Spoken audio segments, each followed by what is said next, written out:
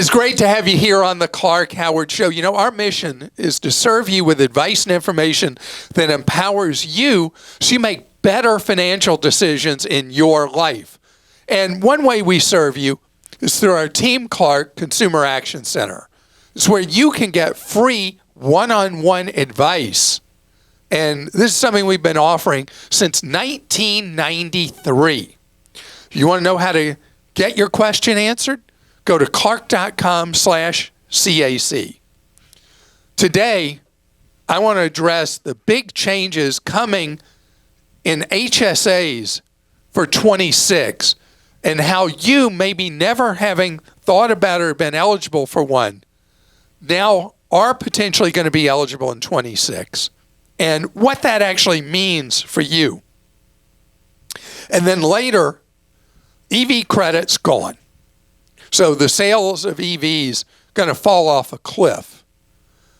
But how much cheaper is it really for you if you have an EV to run it versus a gas engine?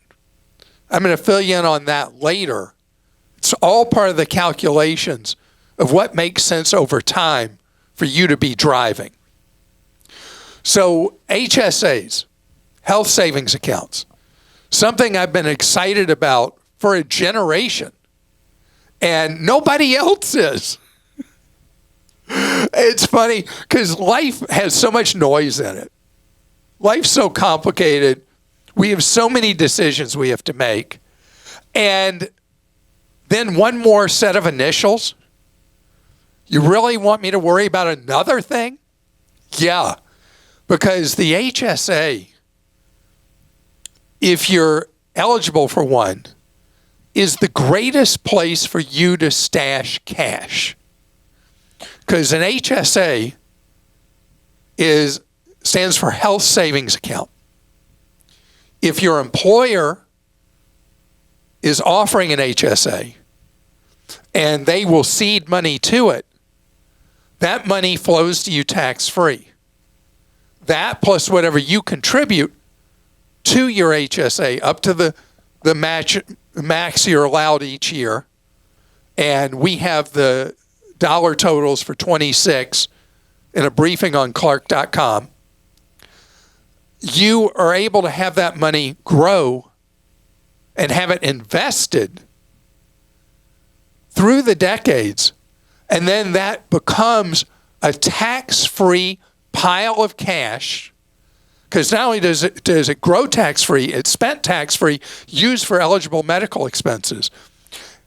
And much, much, much later in life, not in the Wayback Machine, but the Way Forward Machine, when you hit the point that you are retired, you are going to have, in the last few decades of life, you will have a lot more medical expenses than you had your entire prior years of life. So then you're able to draw that money out tax-free for the medical expenses that come out of your pocket in retirement. It's the coolest thing. Now, most people who have an employer-provided HSA have like no money in it. Whatever the employer puts in, they'll draw it down when they have a bill, a medical bill. And they treat it as like emergency cash supply. But if you are in a position where you can afford to pay your out-of-pockets for medical routinely over time, each year, each visit, and you let the HSA money grow and you can invest it with the best choice I know of in America is investing your HSA with Fidelity. And hopefully others will come along and say, or this company or that company. You've got this opportunity of a whole nother income stream later in life that is tax-free. Now, who benefits the most? Usually the people who follow those steps I talked about are not people who work for a big company that offers an HSA and seeds some money to it. It is entrepreneurs and individuals who understand the advantage of long-term growth from investing, and especially understand tax-free benefits going with the investing, not just tax-free growth, but tax-free spending from it, tax never having to be paid. That's who really, really benefits. But if you have a plan through an employer, odds more often than not, or the HSA administrator they offer is awful, horrible, charges monster fees because the employer is doing this benefit, but they don't want to pay for it. So they end up sticking you as the employee with these monster fee schedules. But you have the right to move tax-free as you build up money in it into an account with someone else. So you'd have two HSAs, one with the crummy employer plan, and then another with a good plan. The easiest path, least resistance right now, is moving the money to Fidelity in your HSA and let it grow through the years. Now, what happens if you, in the way forward machine, you later in life decide, hey, forget medical, I need the money?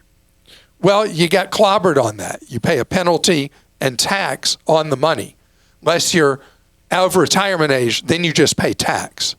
It's only fully tax-free, and you only get the full benefits of an HSA if you are going to use the money for medical bills. What's new in 26 is if you buy your own coverage on the healthcare exchange and you buy a bronze plan, Congress just changed the law for 26.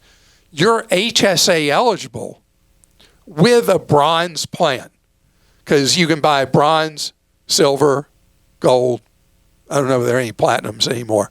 But if you buy a bronze plan that doesn't have as great a benefits as the other colors on the plan, then you are HSA eligible. If you buy a catastrophic plan on the healthcare exchange for you as an individual or for your family, you again are HSA eligible. And if you use a direct primary care provider, which direct primary care is now how 5% of primary care doctors work, where they don't accept insurance. You pay them a monthly subscription, but not a huge one like with a concierge doctor. And you go see them, and you see them for free. You don't involve insurance. You are eligible now for an HSA as long as you have a direct primary care provider. All right. That's a lot to spit out. It is a lot. You know, but what you were saying about if you decide you don't want to use the HSA for medical expenses, if you're 65 plus, you don't you pay ordinary income tax. So it's kind of like another IRA at that point. So it's really not, it's still a good idea to do it, even if that's your choice, right? Yeah, I mean, it is, but I mean, the real payoff. Yeah, it's for medical. And because past 65, all right, your parents are still living. Mm-hmm. How many doctor visits do they go to a month? Oh. 340? A lot.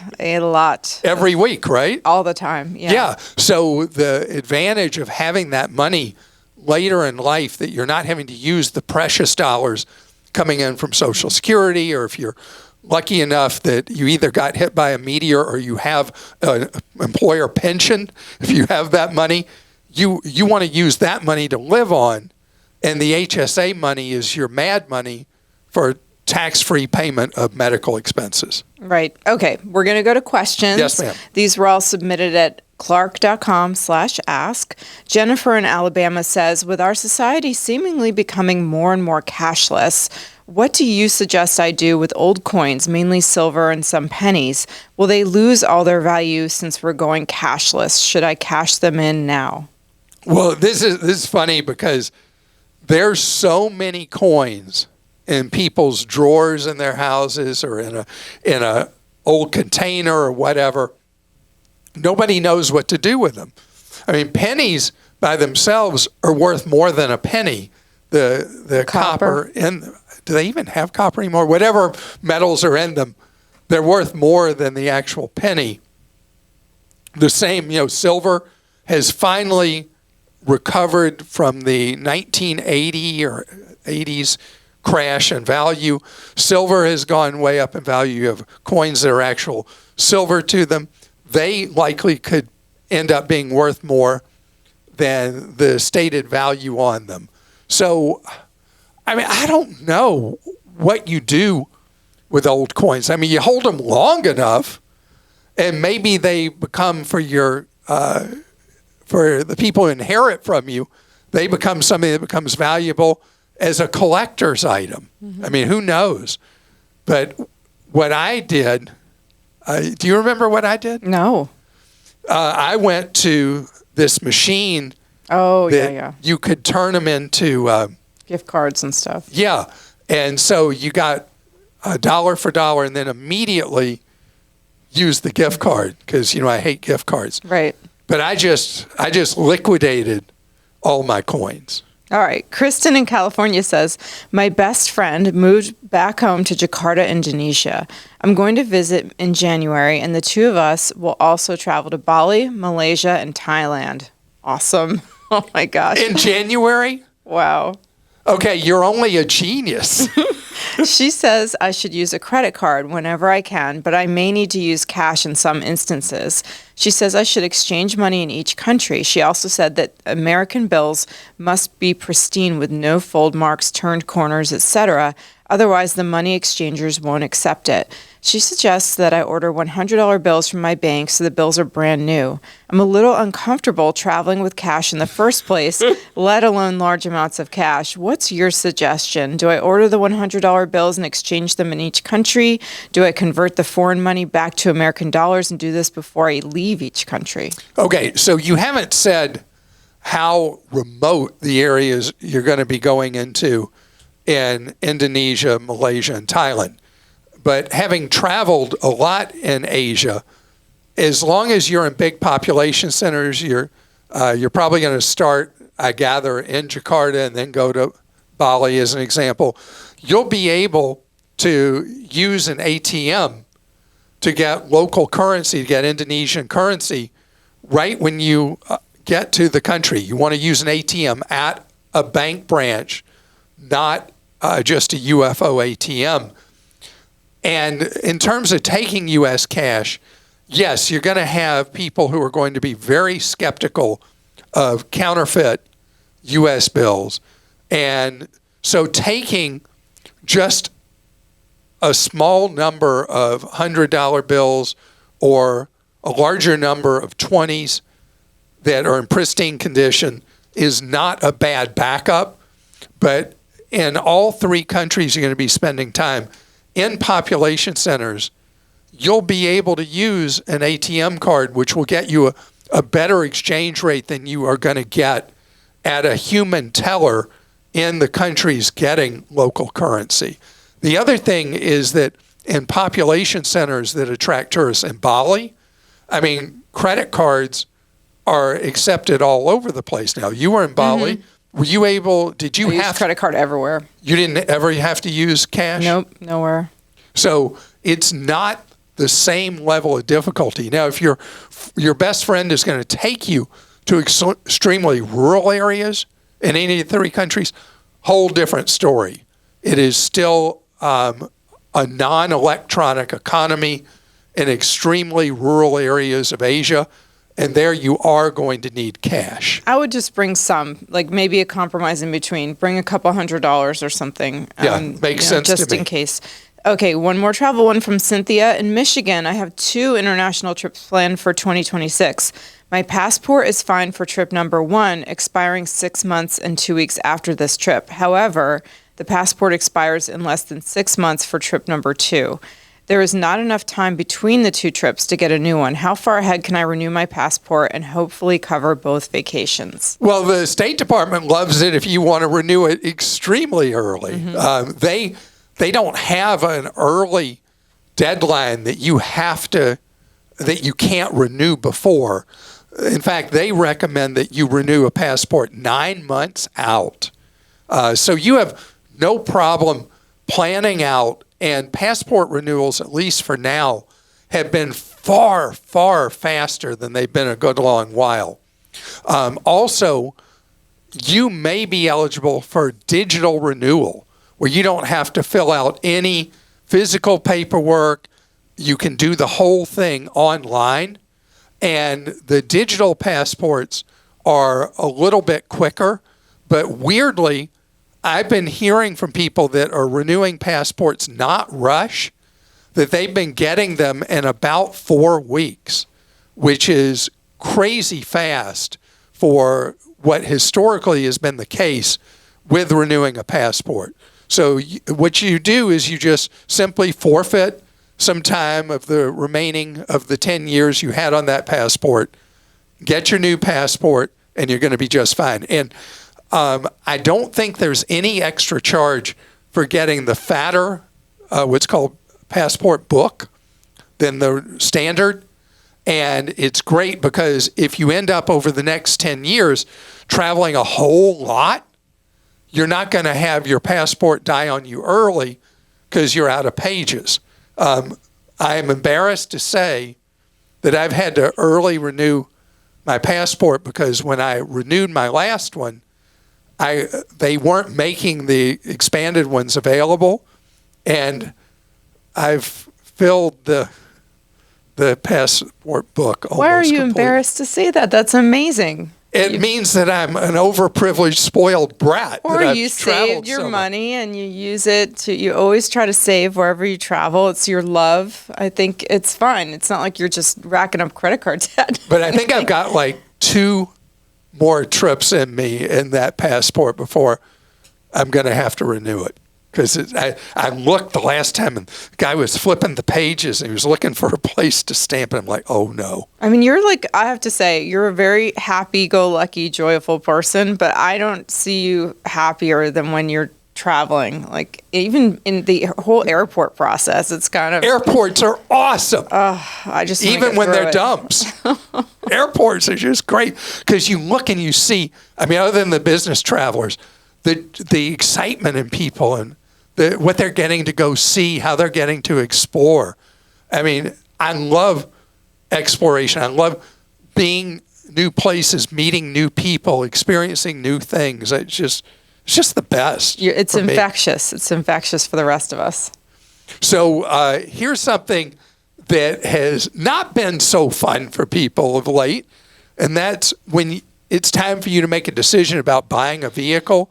There's a lot of change right now in the vehicle market, and I want to tell you some stuff about what it actually costs to operate a vehicle moving forward, depending on what kind of vehicle you buy. So the electric vehicle tax credit, gone.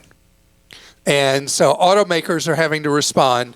A lot of automakers are reducing the production of electric vehicles, figuring that the absolute demand will just fall off a cliff.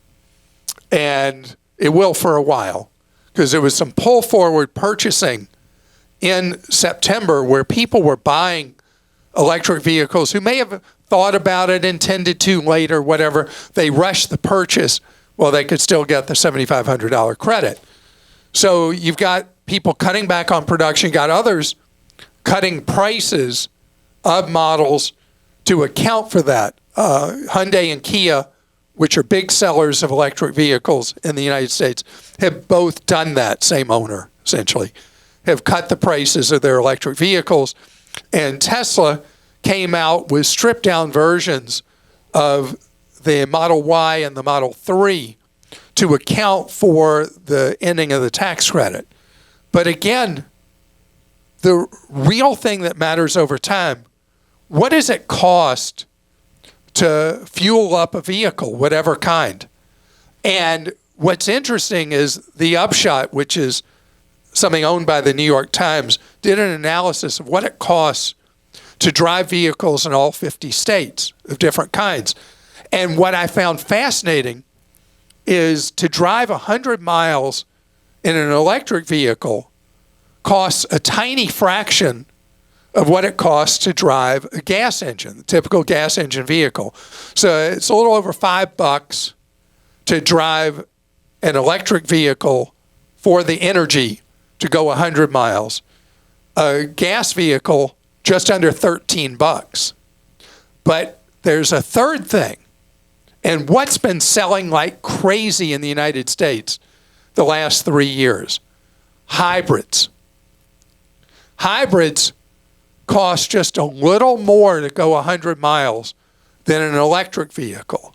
If you're not ready to make the leap to an electric, what's clear as day is that buying a hybrid, because the fuel economy of a hybrid, a real hybrid, I'll tell you what that means in a second, of a real hybrid is so phenomenally better than the gas engine version of that same vehicle that the cost of going 100 miles for fuel is less than half.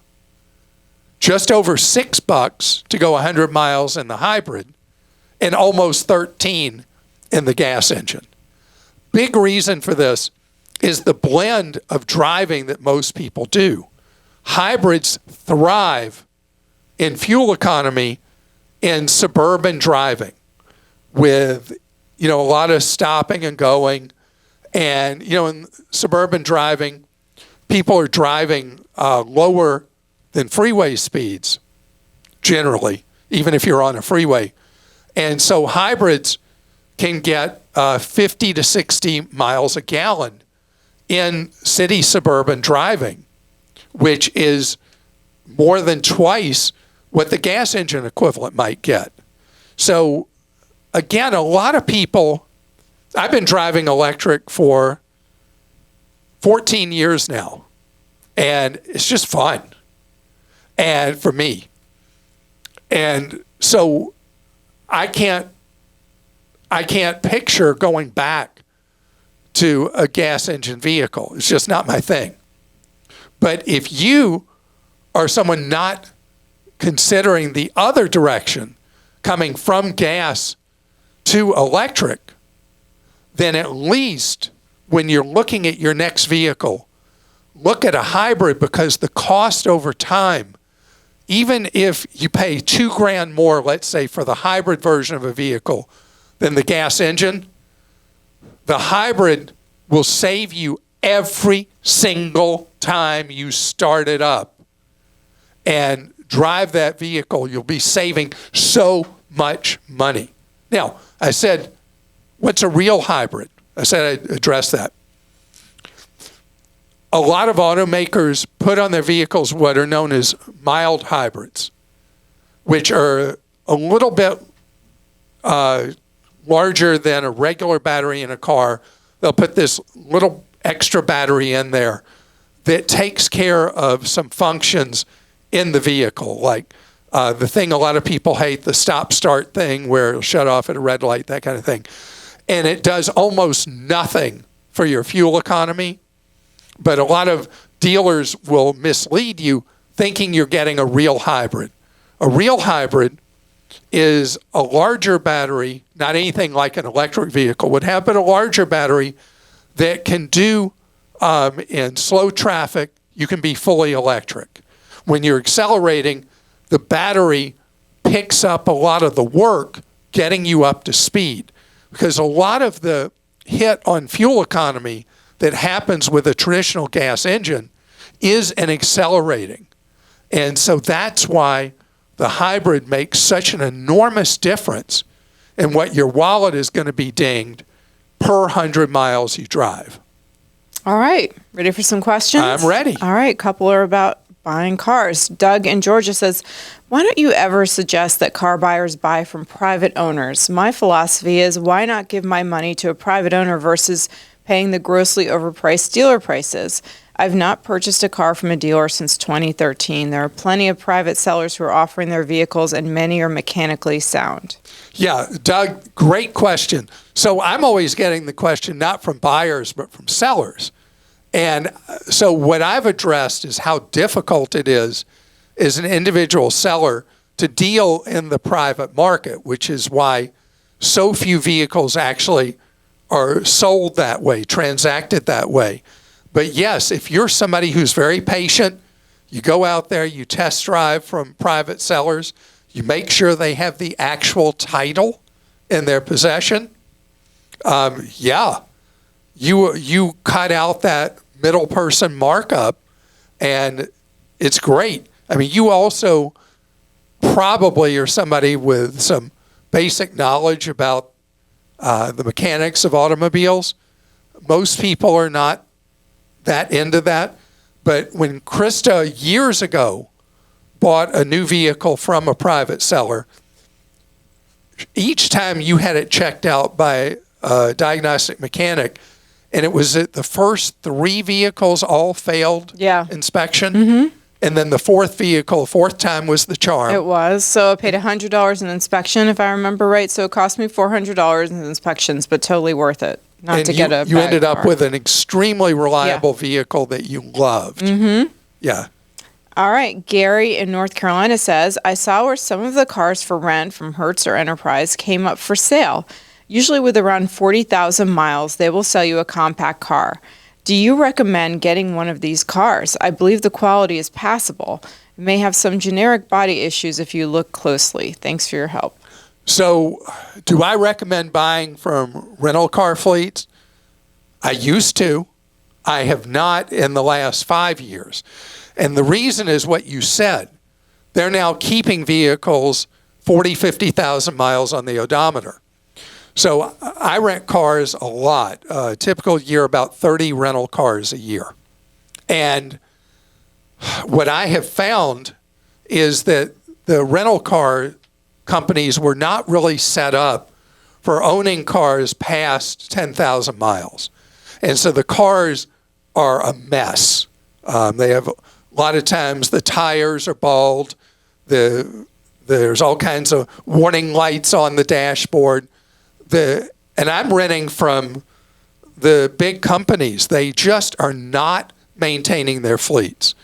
I think they kept waiting to get back to their normal ownership cycles, which were as short as 6 months. And now they're owning them so much longer. And to my experience, I don't know what they'd say, but my experience, they're still not adjusting to being multi-year owners of the fleets. So I don't advise it. I should mention Hertz has reached a deal with Amazon, and people interested in used cars from rental car fleets, which again, I don't recommend, can now buy one entirely online at Amazon.com. And I should mention an aside about Hertz. You know, I talked recently on the podcast about why I won't rent from Hertz. And it's funny, I'm taking a one-way van rental.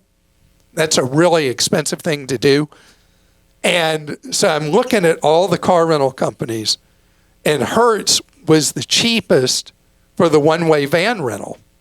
I'm paying $120 more to rent from someone else just to avoid Hertz because of the problems people are having with Hertz sending people AI bills after their rental saying, oh, we found a hairline scratch on the back rim and it's going to cost you $880 for that or whatever. You pay us within 72 hours or else. And there's no appeal with this crazy Hertz AI thing. And when people try to call and talk to somebody, they can't reach anybody. And so I don't rent from Hertz right now. And I would advise you to be very, very cautious renting from Hertz until their system is reworked to have some actual fairness and authenticity to it. And as I said before, Hertz wants to come on and rebut me. You're welcome on the podcast and YouTube show. Diane in North Carolina says, I'm working with my niece on her finances, and she has a high interest rate auto loan that she will try to refinance soon when she can. I saw that one auto lender has declared bankruptcy. It wasn't her lender. And I was wondering, just out of curiosity, what happens to those loans and vehicles in that kind of circumstance? Okay, so this has been, for people who read in the financial press like you, Diane, this has been a big finance and business story, massive bankruptcy of a behind-the-curtain auto lender. And so people, unfortunately, with those loans, have to keep paying on them. You don't get to have a payment holiday.